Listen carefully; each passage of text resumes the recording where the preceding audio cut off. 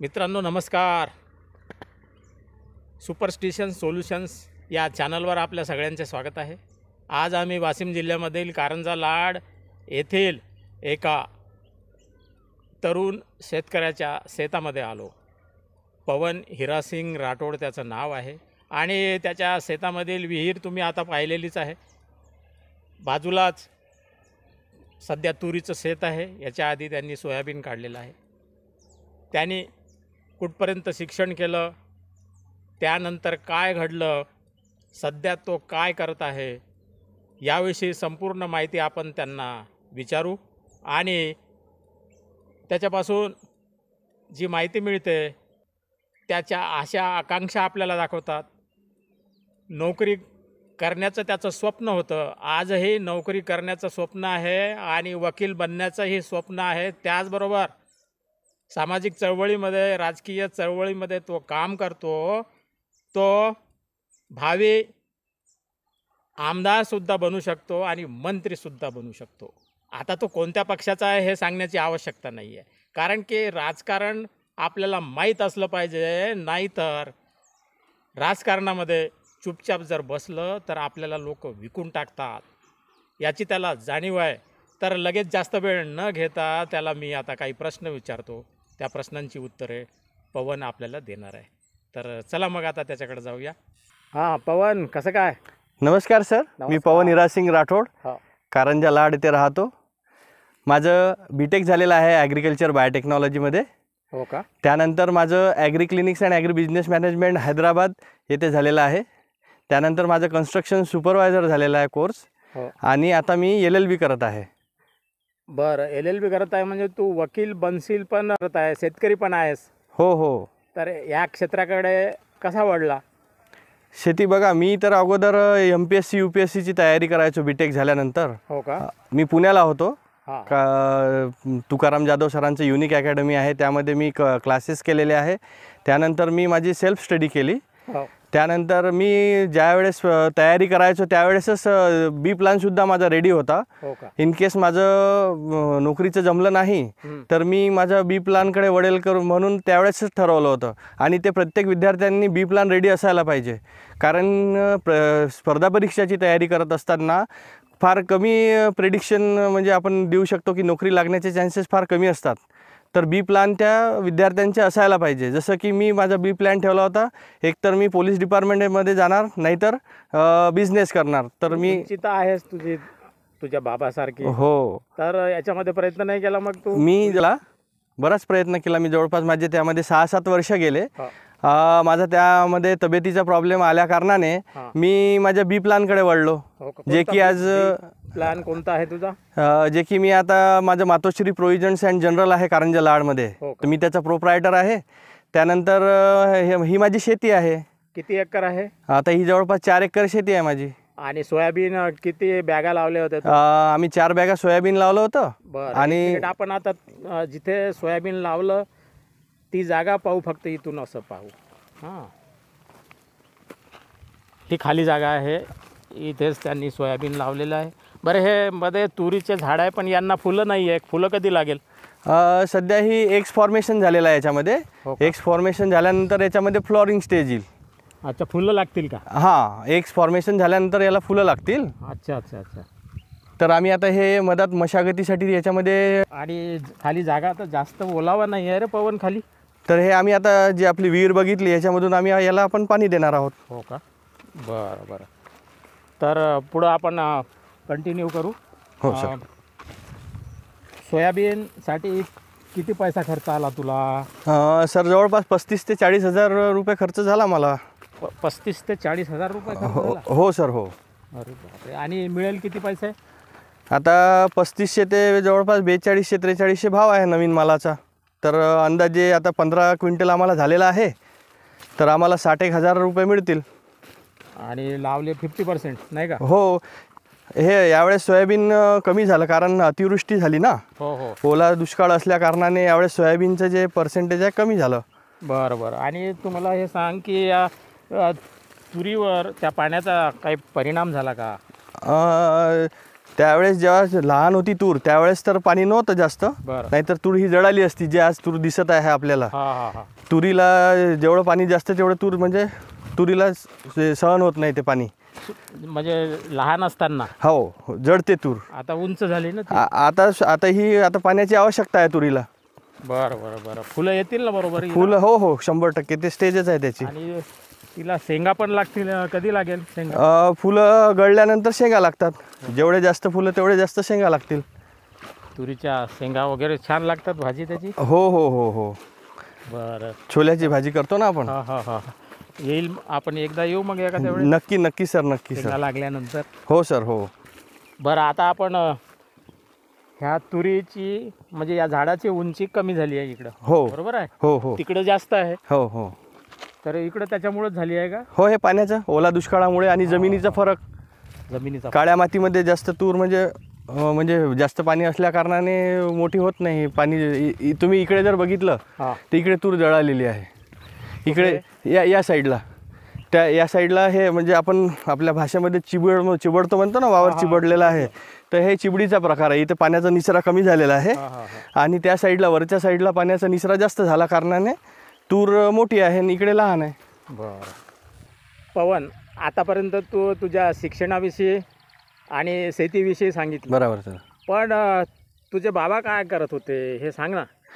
माझे वडील सेवानिवृत्त पोलीस निरीक्षक आहेत. अच्छा. 2016 रिटायर झाले. हां हां. हो हो. माऊली जहागीर, अमरावती जिल्ह्यातून.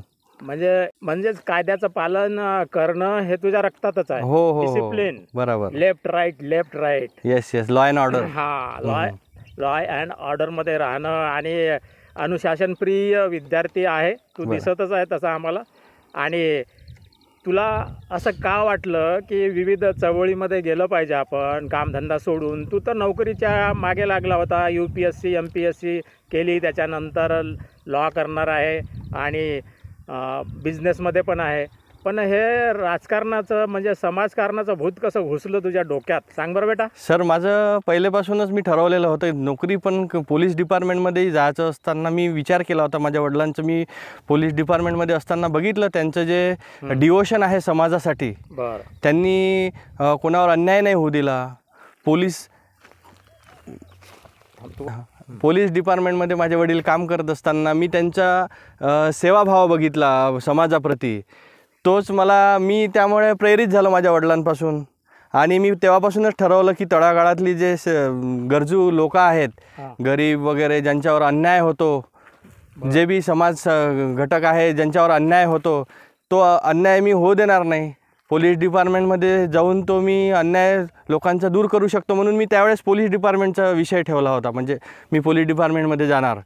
पण तो माझं स्वप्न पूर्णत्वास न गेल्या कारणाने मी आज सामाजिक क्षेत्रामध्ये किंवा राजकीय क्षेत्रामध्ये किंवा बिझनेस, आता दुसऱ्यांच्यावर होणारा अन्याय दूर करण्यासाठी स्वतःच्या पोटाचं पण अगोदर बघावं लागते. त्या कारणाने मी माझा बिझनेस लावला. म्हणजे माझं कुटुंब पण चालतो, प्लस जे तळागाळातले लोक आहेत त्यांचा जो होणारा अन्याय आहे ते मला दूर करायचा आहे. बरं. त्यानंतर मी जवळपास 3-4 सामाजिक संघटनांमध्ये काम करतो. जसं सामाजिक समता प्रबोधन मंच आहे, त्यामध्ये बरेच सदस्य आहे. त्यानंतर आम्ही राणी बायपास मित्रमंडळ आहे, शिवभक्त मित्रमंडळ आहे. आणि प्रत्येक समाजाचे जे प्रश्न असतात त्यावर आम्ही मीडिया जे आहे ते व्हॉट्सअप वगैरे सोशल मीडियामध्ये आम्ही त्याचा प्रचार प्रसार करतो. त्यानंतर प्रत्यक्ष जाऊन आम्ही लोकांच्या समस्या जाणून घेतो आणि त्याला सोल्युशन देण्याचा प्रयत्न करतो. म्हणजे सामाजिक चळवळीमध्ये तू याच्यासाठी गेलास की तुझ्या हातून काहीतरी सामाजिक काम घडलं पाहिजे. नक्कीच. आणि लॉ तू करणार आहे, LLB, म्हणजेच त्याचाही उपयोग समाजासाठी करशील का? हो हो हो. नक्कीच.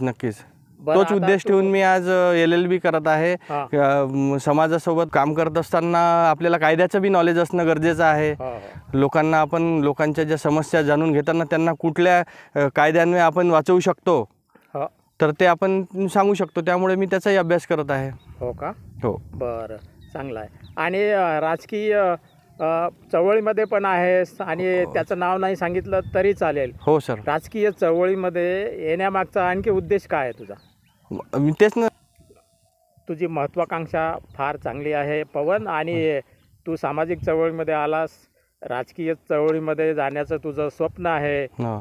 तर निवडणुकीमध्ये उभं राहण्याचा विचार आहे का तुझा? हो सर, नक्कीच. कारण मी तर ठरवलेलंच आहे, जशी जशी मला संधी मिळेल तशी तशी मी जे गरजू लोक आहे, लोकांच्या तळागाळातील लोकांच्या ज्या समस्या आहे हां. त्या समस्यांचं निवारण करण्याचं मी ठरवलेलं आहे. तर मला ज्या क्षेत्रामध्ये मला संधी मिळेल, जसं सामाजिक झालं, नोकरी झालं, किंवा आता येणाऱ्या निवडणुकांमध्ये राजकीय क्षेत्रामध्ये जर मला समाजाने संधी दिली तर मी त्यामध्ये सुद्धा समाजाचे प्रश्न मी वरच्यापर्यंत मांडणार, मला जर अधिकार मिळाले तर. बरं बरं. आणि तुला हे पण माहीत असेल की राजकारणामध्ये येणं, प्रसार करणं पैसा लागतो भरपूर, तर त्याची तू गरज आणि तो बी प्लॅन, सी प्लॅन तुझा काय राहणार आहे? बिना पैशानं तर होणार नाही. हो सर, निवडणूक नक्कीच सर, लढणं. नक्कीच. तर काय ठरवलं आहे मग तू? मला एक हा विश्वास आहे सर, आपण जर प्रामाणिकपणे जर काम करत आलेलो आहोत, हां. आता जवळपास मी 3-4 वर्षापासून मी सामाजिक कार्यामध्ये आहे, तर मग लोक मला ओळखतात बरं. की पवन राठोड नक्कीच हा पहिल्यापासून काम करत आलेला आहे, समाजाचे प्रश्न त्यांनी प्रत्येक ठिकाणी उचललेले आहेत. तर मला असं वाटते की लोक माझ्याकडून पैसे मागण्याची अपेक्षा करणार नाही. जर लोकांना माझ्याकडून व्यवस्थित काम करून घ्यायचे असतील, समस्यांचे निवारण करून घ्यायचे असतील, तळागाळातील लोकांच्या गरजूंच्या जर मला समस्या निवारण करून घ्यायच्या असतील, तर ते नक्कीच मला निवडणुकीमध्ये मदत करतील. माझ्याकडून पैशांची, आर्थिक गोष्टींची माझ्याकडून ते अपेक्षा करणार नाही. हो का? पण प्रचार चांगलं स्वप्न आहे तुझं. तुझ्या हिशोबानं तू काम करशील, प्रामाणिकपणे काम करशील, नक्कीच सर. लोकांचा विश्वास संपादन करशील. एकदा लोकांचा विश्वास तुझ्यावर आला तर मग तुझं काम सहज शक्य आहे बेटा, आहे की नाही? हो सर. आजकालच्या या राजकारणामध्ये खरं काय खोटं काय हे तुला माहीत झालेलं आहे. नक्की जास्त सर. सांगण्याची आवश्यकता नाही, हो हो सर. आहे की नाही? हो हो. बरं, तू आतापर्यंत तुझ्याविषयी माहिती सांगितली आणि सामाजिक चळवळीविषयी माहिती सांगितली. तुझ्या कौटुंबिक आहे, घरातील वडील काय करत होते हे माहिती आहे, हो, आणि हो. तुझी आई काय करते, भाऊ बहीण तुम्ही किती लोक आहात, याविषयी सांगशील का थोडं? हो नक्कीच सर. या अगोदर तर आपण वडिलांविषयी सांगितलंच. हो. सेवानिवृत्त पोलीस अधिकारी होते. हो. त्यानंतर आई गृहिणी आहे हां. आणि मला 3 बहिणी आहे. बरं. मोठी ताई लेक्चरर आहे किनवटला. कुठे? किनवटला. किनवट. हो. जिल्हा नांदेड. नांदेड जिल्हा. बरं. त्यानंतर दुसरी ताई MA इंग्लिश लिटरेचर आहे. अच्छा. हो. ती काय करते? ती सध्या म्हणजे गृहिणीच आहे ती आमच्या घरामध्ये. अच्छा. तिसरी ताई पण MA इंग्लिश लिटरेचर आहे. ती UPला राहते. कुठे? UP उत्तर प्रदेश, रोजामध्ये. आमचे जावई जनरल मॅनेजर आहेत रिलायन्स पॉवरमध्ये. हो का? हो. पहिल्या नंबरचे जावई लेक्चरर आहेत. हो. दुसऱ्या नंबरचे जावई पोलीस इन्स्पेक्टर आहेत हो का? उस्मानाबादला. बरं. आणि एक मला भाऊ आहे. बरं. भाऊ माझा COS सहाय्यक आहे सार्वजनिक बांधकाम विभागामध्ये अमरावती असा. आणि माझी मिसेस MSc सुरू आहे बॉटनीमध्ये माझ्या मिसेसचं. इथे का? हो हो. विद्याभारती कॉलेज कारंजा. हो, हो. त्यानंतर माझी मुलगी आहे 3 वर्षाची. तीन तिचं नर्सरी सुरू आहे RJC चौरेस किड्समध्ये कारंजा. बरं. अशा प्रकारचा तुझा परिवार आहे. हो सर. छान आहे. आणि या शेतीमध्ये जे उत्पादन मिळतं दरवर्षी, हे परंपरागत पद्धत झाली ही. सोयाबीन आणि तूर, जास्तीत जास्त कापूस. बरोबर. या व्यतिरिक्त आणखी कोणकोणत्या योजना आहे तुझ्या डोक्यात? सर, मी शेतीला 3 पद्धतीमध्ये डिवाईड केलेला आहे. बरं. एक तर परंपरागत शेती जी आपण, त्यानंतर आधुनिक शेती, हां. आणि एक प्रकार आहे शाश्वत शेतीचा. बरं. त्याला आपण सेंद्रिय शेतीसुद्धा म्हणू हो शकतो. हो. पारंपरिक शेतीमध्ये 2 डिवाईड होते, 2 पद्धतीमध्ये. एक खरीप आणि रब्बी. बरं बरं. तर खरीप पीक हे आहे तूर, सोयाबीन. रब्बी पीक म्हणजे गहू, हरभरा, चना, आपण ते घेऊ शकतो. सोयाबीन म्हणजे मिश्र शेती. आणि बाकीचं तू साईड बिझनेस म्हणून तू म्हणत होतास मगाशी, गोट पालन, कुक्कुट पालन. हो हो. ते छोटे मोठे नक्कीच. कुटीर उद्योग. ते आधुनिक शेतीमध्ये येते. जसं आपण आधुनिक 3 पद्धतीमध्ये जसं डिवाईड केलं ना, हां. तर एक आपली पारंपरिक शेती झाली हां. जी आपण करतोय. हो. दुसरी शेती म्हणजे आधुनिक शेती. हो. त्यामध्ये पॉली हाऊस टाकून आपण फ्लोरिकल्चर करू शकतो, फुलांची शेती. हो. त्यानंतर ॲपिकल्चर म्हणजे फळांची शेती करू शकतो. बरं. त्यानंतर आपण गोट फार्मिंग, त्यानंतर कुक्कुटपालन करू शकतो आपण, गावरानी कोंबड्यांचं, फार्मच्या कोंबड्यांचं. त्यानंतर आपण मत्स्य शेती करू शकतो. बरोबर. मध्येच तुला मी दुसरा प्रश्न विचारतो की तू कोणत्या प्रकारची आणखी शेती किंवा उद्योग करणार आहे छोटा? आतापर्यंत ही पारंपरिक शेती करण्यामागचा उद्देश म्हणजे आतापर्यंत पाण्याची व्यवस्था नव्हती.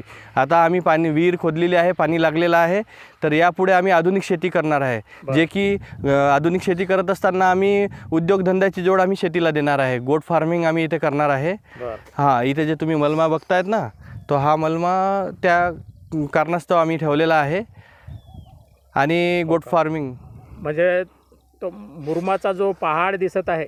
पवन, तुम्हाला आता सांग की तू कोणत्या समाजाचं प्रतिनिधित्व करतो आणि तुझी घरची भाषा काय आहे? सर, मी बंजारा समाजामध्ये येतो. अच्छा. हो, आणि आमची बोली बंजारी आहे. आम्ही घरी बंजारीच बोलतो सगळेजण. बरं बरं. हो का, चांगली गोष्ट आहे. हो सर. बंजारा समाजाला ST मध्ये आरक्षण मिळावं त्या संघटनेमध्ये पण तू काम करतो का? हो सर, मी तालुका कृती समितीमध्ये आहे, कारंजा तालुका कृती समितीमध्ये. बरं. आणि 100% ST आरक्षण बंजारा समाजाला मिळणार का? हो. अरे वा. आम्ही म्हणजे तालुका वाईज, जिल्हा वाईज आम्ही मोर्चे करत आहोत. हो का? आणि जर शासनाने आमची मागणी पूर्ण केली नाही तर येणाऱ्या काही दिवसांमध्ये आम्ही नागपूर हिवाळी अधिवेशन, त्यानंतर मुंबई, असं आम्ही तो मोर्चाचा कल वळवणार आहे. हो का? हो सर. बरं, चांगली गोष्ट आहे. हो सर. कारण की संपूर्ण भारतामध्ये 13 कोटीपेक्षा जास्त बंजारा समाज आहे. या बंजारा समाजाला प्रत्येक राज्यामध्ये हो सर एकाच कॅटेगरीमध्ये, प्रवर्गामध्ये सरकारने आणलं पाहिजे. बरोबर. ST समाजामध्ये. हो सर. कुठे कुठे OBC मध्ये टाकलेलं आहे, कुठं जनरलमध्ये, कुठे ST, कुठे SC आणि महाराष्ट्रामध्ये VJNT. बरोबर सर. आहे की नाही? बरोबर सर.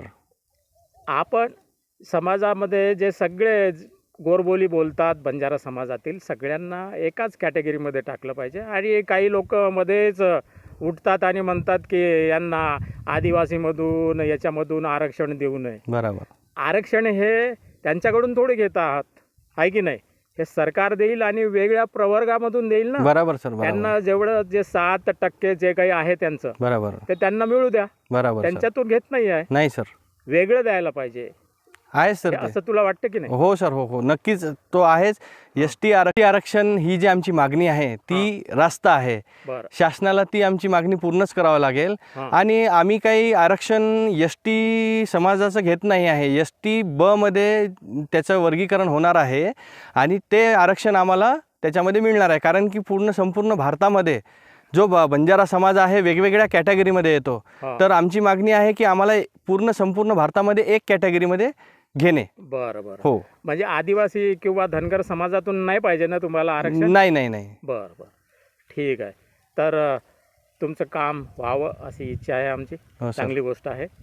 बरं, बंजारा समाज हा पूर्ण भारतामध्ये विखुरलेला आहे. हो सर. हा इराण, अफगाणिस्तान, राजस्थान, तिथून आपल्या या महाराष्ट्र, कर्नाटक, आंध्र प्रदेश इथे आलेला आहे. बरोबर सर. आपली भाषा, आपली संस्कृती, आपले गुरु सेवालाल महाराज यांनी काय केलं हे सगळ्यांना माहिती आहे. हो सर. आहे की नाही? हो सर. घरी बोलतो ना तू? आम्ही आमचा पूर्ण परिवार बंजारी भाषेमध्ये बोलतो. आता मला तू हे सांग पवन की बंजारा समाजामध्ये कोणकोणत्या सणाला जास्त महत्त्व आहे? बघा, वर्षभरामध्ये हे माहिती आहे का तुला? हो सर, नक्कीच माहिती आहे. संपूर्ण वर्षामध्ये बंजारा समाज हा 3 सण उत्साहाने साजरा करतो. सर्वात पहिले आहे दिवाळी. अच्छा, आता आहेच, उद्या आहे ना? हो सर. हो. अच्छा. त्यानंतर होळी आणि तीज उत्सव तर खूप म्हणजे नावाजलेला उत्सव आहे आमच्या बंजारा समाजामध्ये. बरं. आणि तुम्हाला हे सांग की दिवाळीला नेमकं काय करतात बंजारा समाजामधील स्त्री आणि पुरुष आणि मुली? ते मेऱ्या मागतात. मेऱ्या म्हणजे वरिष्ठ नागरिक, आपल्या घरातले जे वरिष्ठ आहेत, जसं बापू म्हणतो आपण, वडिलांना बापू म्हणतात, आजोबांना बापू म्हणतात. तर त्यामध्ये वर्षे दनेरी कोटडवाळी बापू तो न मेऱ्या, असं लहान मुली वगैरे त्यांना मागतात. तर ते त्यांना पैसे देतात आशीर्वाद म्हणून. भाऊ असेल तर वीरा म्हणतात. अच्छा. असं. आणि घरोघरी मुली कुठे जाऊन मेऱ्या मागतात? ते आपल्या प्रत्येक वरिष्ठांकडे जाऊन हातामध्ये ताट वगैरे, त्याच्यामध्ये दिवा असतो. जे अंधकारावरण आहे त्याला प्रकाशमय करण्याकरिता, निगेटिव्हिटी जे असते, निगेटिव्हिटी ते पॉझिटिव्ह करण्याकरिता ते प्रत्येक ठिकाणी जातात. म्हणजे आनंद साजरा करण्याचा तो प्रकार आहे. Symbol of light. येस. प्रत्येकाच्या जीवनामध्ये उजेड यावा, नक्कीच आनंद यावा, नक्कीच समृद्धी निर्माण व्हावी, सुख शांती यावी. बरोबर. हाच पवित्र उद्देश आहे. हो सर. या कार्यक्रमाचा. बरं, दिवाळीला जे गोडधोड बनवतात तुझ्या घरी कोणते बनवतात? 5 पंचपक्वान्न बनवलेले आहेत. हो का? हो, कोणते? चकली, शंकरपाळे, अच्छा. लाडू, चिवडा असं. ते आपण आपल्या परिवारातील सर्व लोकांना फराळासाठी आमंत्रित करतो. त्यानंतर मित्रपरिवारांना, शेजाऱ्यांना, ज्यामुळे संयुक्त कुटुंब ही व्याख्या त्यामध्ये आपल्याला पूर्णत्वास दिसते. त्यामुळे आपण हा सण खूप उत्साहाने साजरा करतो. हो का? आणि तीज तर आहेच, तीज पेरतात आणि स्त्रिया एकत्र येतात, हो हो. नृत्य करतात, चांगली गोष्ट आहे. आता तुम्हाला हे सांग की बंजारा समाजाविषयी तुझं काय मत आहे? बघा सर, मी माझ्या आजोबांपासून हा स्वतःच्या कष्टावर खाणारा समाज आहे. बरं. त्यानंतर पोहरागड जे आहे ते आमच्या बंजारा समाजाची काशी आहे. काय आहे तिथे? संत सेवालाल महाराजांची समाधी आहे. हो का? त्यानंतर जगदंबा याडीचं, सामकी याडीचं, जेठालाल महाराजांचं, बामणालाल महाराजांचं खूप मोठं मंदिर आहे. हां. आणि विशेष म्हणजे भारत सरकारकडून तिथे नंगारा भवन उभारण्यात आलेलं आहे. नंगारा भवन म्हणजे काय आहे नेमकं? हां. ते छोटंसं एक तबला हां. त्या आकाराचं, आम्ही त्याला नंगारा म्हणतो आमच्या भाषेमध्ये. बरं. तर त्या आकाराची एक खूप छान अशी वास्तू तिथे उभारण्यात आलेली आहे. आणि बंजारा समाजाचं मोहनजोदडो हडप्पा संस्कृतीपासून तर आतापर्यंत सगळ्या गोष्टीचं तिथे बंजारा समाजाचं उल्लेख तिथे आहे. म्हणजे तर सांस्कृतिक जे काही आधी घडलेलं आहे हो हो, त्याचं चित्रण आहे का? सांस्कृतिक पूर्ण चित्रण आहे आमच्या समाजाचे, बंजारा समाजाचे जे पण थोर पुरुष आतापर्यंत होऊन गेलेले आहे हां. ते सगळे लकीशाह बंजारापासून, त्यानंतर संत सेवालाल महाराज, त्यानंतर बाबूसिंग नाईक, वसंतरावजी नाईक साहेब, त्यानंतर पर्यंत होऊन गेलेले सगळे थोर पुरुष तिथे चित्रण केलेलं आहे. तर मी सर्वांना विनंती करतो की त्यांनी एक वेळा तरी, समाजातील सर्व लोकांनी एक वेळा तरी नंगारा भवन अवश्य जाऊन बघावं. पोहरा देवीचं ना? हो, नक्कीच. बरं बरं. खूप छान, म्हणजे मी तर बघून आलेलो आहो. हो का? 4 मजली इमारत आहे आणि खूप छान त्यामध्ये बंजारा समाजाच्या संस्कृतीचं रेखाटन तिथे केलेलं आहे. निशुल्क आहे की तिकीट देऊन जावं लागते? नाही, त्याचं कसं मेंटेनन्स आहे ना नंगारा भवनचं, तर शुल्क आहे त्याचं 200 रुपये प्रति व्यक्ती. आणि पाहायला किती वेळ लागतो? जवळपास 2.5-3 तास लागतो त्यामध्ये, जर व्यवस्थित जर बघतो म्हटलं तर आपण. का? व्यवस्थित. हां. बरं बरं, चांगलं आहे. आतापर्यंत विचारलेल्या प्रश्नांची तू समाधानकारक उत्तर दिलेली आहेत पवन, बढिया. आणि आता माझ्या मेन विषयाविषयी थोडक्यामध्ये विचारतो तुला की माझं चॅनल आहे सुपरस्टिशन सोल्युशन्स, म्हणजे अंधश्रद्धा निवारण किंवा निर्मूलन. बरोबर. याविषयी तुला थोडक्यामध्ये सांगायचं आहे. तुला माहिती आहे का की या जगामध्ये भूत भानामती जादूटोणा आहे का, किंवा याविषयी तुला काय वाटते हे सांग बरं. सर, नक्कीच नाही. लहानपणापासून मी पुस्तकांमध्ये वाचत आलेला आहो. संत गाडगेबाबा, त्यानंतर श्याम मानव सर आहेत, अच्छा. त्यांचे मी पुस्तकं वाचलेले आहेत. सर, आपण लहानपणापासून वाचत आलेलो आहो की देव देवळात नाही माणसात आहे. गाडगेबाबांनी सांगितलं. हो, गाडगेबाबांनी सांगितलेलं आहे. आपण वाचत पण आले. संत गाडगेबाबांचे विचार आपण अगोदरच बघितले आहे की देव देवळात नाही माणसात आहे. गोट्याची, दगडांची पूजा करू नका. जे सर्वप्रथम आपले देव कोण? आपले आई वडील, ज्यांनी आपल्याला, आपले गुरु हे आपले देव आहेत. त्यानंतर असे मित्र ज्यांनी आपल्याला चांगली दिशा दाखवली. आतापर्यंत चांगले होऊन गेलेले थोर पुरुष, गांधीजी, महात्मा गांधीजी, डॉक्टर बाबासाहेब आंबेडकरांचे विचार, त्यानंतर महात्मा ज्योतिबा फुले, शाहू महाराज, असे अनेक समाजसेवक आहेत, थोर पुरुष आहेत. त्यांच्या विचारावर मी चालणार आहे. त्यामुळे निश्चितच तुम्ही जे विचारलेला प्रश्न आहे तर त्याचं उत्तर माझं नाही. या पृथ्वी तलावावर जादूटोणा हा प्रकारच नाही आहे. भूत सुद्धा नाही आहे. जादूटोण्यानं कोणी मरते का? नाही. आणि बाबाच्या आशीर्वादाने मुलं बाळ होतात का? नाही. तर सगळ्या प्रश्नांची उत्तरं तू नाही असं दिलेलं आहेस. कारण सर, मी मदत की अंधश्रद्धा निर्मूलन तुला माहीत आहे. सर, आता आपण विज्ञान शिकलेलो आहोत. जवळपास 6वी ते 7वी पासून आपल्याला विज्ञान हा विषय आहे. विज्ञानाच्या दृष्टिकोनातून जर बघितलं तर लोक चंद्रावर चाललेले आहेत आणि आपण त्या चंद्रांच्या परिणामांचा विचार करतो. बरं. महिन्यातून 15 दिवसातून एक वेळा पौर्णिमा येते, महिन्यात 15 त्याच्यानंतर पुढच्या 15 दिवसात अमावस्या येते. ही आहे पृथ्वीची, म्हणजे त्याचा परिणाम. म्हणजे पृथ्वी जे आहे ही पृथ्वी गोल आहे आकाराने आणि ती स्वतःभोवती पण फिरते आणि सूर्याभोवती पण फिरते. थोडी चपटी वरून आणि खालून हा त्याला इलिप्टिकल असं थोडंसं शेप आहे. तर त्यामुळे सूर्याचा प्रकाश ज्या साईडनं राहतो त्याला पौर्णिमा म्हणते आणि त्याचा जो बॅक साईडचा एरिया असतो त्याचा मागचा भाग तो अंधकारमय असतो, त्यामुळे अमावस्या म्हणतो, तिकडे अंधार असतो. ते आहे पृथ्वीचा जो अर्धा भाग आहे ते ज्याच्यावर सूर्यप्रकाश पडतो तिथे दिवस असतो आणि त्याची जी मागची बाजू असते तिथे रात्र असते. सूर्याभोवती जेव्हा पृथ्वी फिरते त्याला 365 दिवस लागतात आणि पृथ्वी स्वतःभोवती फिरते त्याला 24 तास लागतात. तर हे जे आहे हे इफेक्ट्स आहे. तर अंधश्रद्धांना बळी पडू नये ही माझी सर्वांना विनंती. बरं. पवन, आता मी तुला शेवटचा प्रश्न विचारतो आणि तो प्रश्न आहे की युवकांसाठी तुझा संदेश काय आहे, म्हणजे सल्ला काय आहे? बरोबर सर. सर्वप्रथम तर मी म्हणतो की युवकांचं ध्येय निश्चित असायला पाहिजे की नेमकं त्यांच्या जीवनामध्ये त्यांना काय करायचं आहे. 10वीपर्यंत तर त्यांच्या आईवडिलांनी त्यांच्याकडे लक्ष द्यायला पाहिजे, पण 10वीनंतर 11वी-12वीमध्ये जेव्हा तो विद्यार्थी जातो तर त्याला मला असं वाटतं की तो अडल्ट एजमध्ये येतो. तर त्याला ती एक समजण्याची एक त्याला काय म्हणाल आपण त्याला, जेव्हा तो 11वी-12वीमध्ये जातो तर त्याला योग्य अयोग्याची समज येते, म्हणजे जाणीव होते. येस.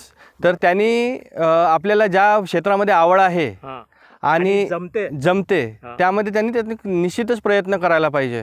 आणि समाजामध्ये आपण जन्माला आलेलो आहो तर समाजासाठी आपलं काहीतरी देणं आहे. तर त्या समाजासाठी आपण काय कामी येऊ शकतो, तळागाळातील लोकांच्या समस्यांसाठी आपण काय करू शकतो असं शिक्षण आपण घ्यायला पाहिजे. बरोबर आहे. तर बरेच आपला देश असा विविधतेने नटलेला देश आहे ज्यामध्ये संधींची म्हणजे क्षणोक्षणी आपण संधी आपल्याला मिळू शकते. तर त्या संधीचं सोनं आपल्याला करता आलं पाहिजे. छान पवन, तुझे विचार पुरोगामी आहेत, तुझ्यावर चांगले संस्कार झालेले आहे. या समाजासाठी काहीतरी करावं असं तुला वाटते. आता मी तुला आणखी एक छोटासा प्रश्न विचारतो की अंधश्रद्धा निर्मूलन यासाठी तू काय करशील बेटा? निश्चितच सर. सर्वप्रथम तर मी तुमचे खूप खूप आभार मानतो सर की 1998 पासून तुम्ही 27 वर्षापासून तुम्ही या श्रद्धा निर्मूलन या समाजसेवेसाठी तुम्ही कार्य करत आहात. तर सर्वप्रथम तुम्ही मला जे आज मुलाखतीसाठी निवडलं त्याबद्दल मी तुमचा खूप खूप आभार आहे. आणि सर आजपासूनच मी आपल्याला एक ग्वाही देतो की मी आजपासूनच आपल्यासोबत या चळवळीमध्ये काम करण्यास तयार आहे आणि मी नेहमी तुमच्यासोबत या कार्यासाठी उत्साहित राहील आणि मी प्रेरित झालेला आहे सर आपल्या या कार्यामुळं. बरं. ठीक आहे, छान. ऐकलं मित्रांनो, आमच्या पवनने संपूर्ण माहिती आपल्याला सांगितलेली आहे. या वयामध्ये त्याच्यामध्ये भरपूर मॅच्युरिटी आहे. त्यांनी शिक्षण घेतलं, व्यवसायामध्ये येण्याचाही प्रयत्न केला, व्यवसाय करत आहे, सामाजिक चळवळीमध्ये काम करत आहे, तो वकील बनत आहे आणि पुढे जाऊन तो आमदारही बनेल, मंत्रीसुद्धा बनेल. कारण की त्याच्यामध्ये झलक दिसली आम्हाला. फार सुंदर पद्धतीने त्यांनी प्रश्नांची उत्तरं दिली आणि त्यांनी आपलं स्वप्न आपल्यासमोर ठेवलं. मला तर फार आनंद झाला. आणि आमचे सहकारी भाऊरावजी राठोड MSCBमध्ये होते आणि त्यांनीसुद्धा त्यांची इंटरव्ह्यू ऐकली आणि ते काय बोलले ते सगळं ऐकलं त्यांनी. आता त्यांना आपण विचारू की पवन जो बोलला आहे ते तुम्ही काय सांगाल त्याविषयी? माझा पुतण्या पवन राठोड हा छान भाषण दिलेलं आहे त्यानं आणि त्यांची शेती आहे ही. बरं. आणि त्यांच्या शेतातच आलेला आम्ही इंटरव्ह्यू घ्यायला. हो का? तरी त्यांना सगळ्या घोर बंजारा समाजांनी साथ द्यावी हीच आमची विनंती आहे तुम्हाला. आणि हे असंच कार्य पवनने करा हीच आमची अपेक्षा आहे. पवनला मी लहानपणापासून ओळखतो आणि माझे नातेवाईकही आहे ते, पण त्यांना तुम्ही जवळून. बरं. म्हणजे तुमचं असं म्हणणं आहे की लहानपणापासून तो कसा मोठा झाला, कसा शिकला, समाजासाठी त्याच्या मनामध्ये कशी तळमळ आहे याची जाणीव तुम्हाला झालेली आहे? हो, आम्हाला पहिल्यापासून माहीतच आहे त्यांचं. बरं. मग तो पण आता चांगला आहे की? चांगला आहे, एकदमच चांगला आहे. हो का? आणि त्यांना बरं. बघितलं मित्रांनो, पवन हिरासिंग राठोड याची आम्ही इंटरव्ह्यू घेतली आणि भाऊराव राठोड यांनीसुद्धा सांगितलं की लहानपणापासून पवनला त्यांनी पाहिलेलं आहे. जो दिखता है वो बिकता है दोस्तों, वो अच्छा काम करेगा ऐसा हमें लगता है, ऐसी आशा है, असंच मला म्हणायचं आहे. कारण की या नवीन जीवनामध्ये त्याची सुरुवात झालेली आहे.